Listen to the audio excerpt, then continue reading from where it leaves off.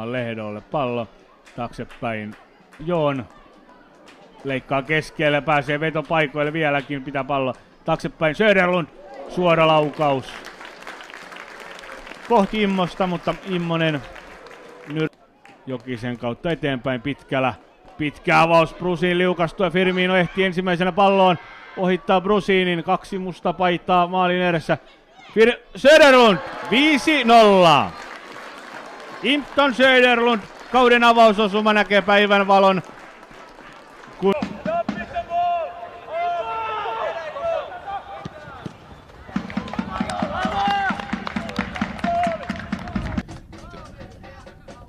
Lesaama menettää, mutta Väkiparta saa hyvin tuikattua pallon Jokiselle. Söderlund laittaa loistavan maalin. Nyt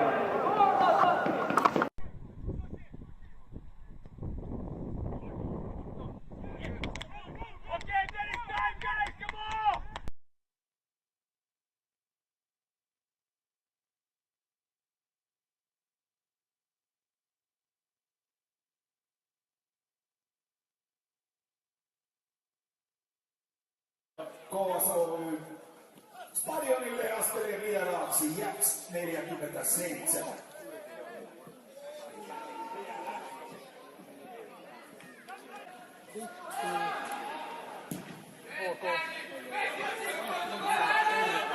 Come on!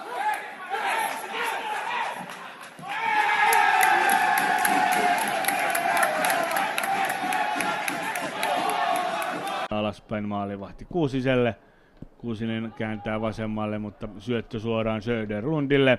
Söderlund pyörähtää taitavasti parin sinipaidan ohi. Pääsee vetopaikkaan, terävä laukaus etukulma. Pallo jää pelille vasemmalta laidalta Jongtae Joon. Keskittää ja hyvin tulee Impton Söderlund Jongtae Joonin keskitykseen ja puskee pallon ohi Immosen ja Jats johtoon 2-1.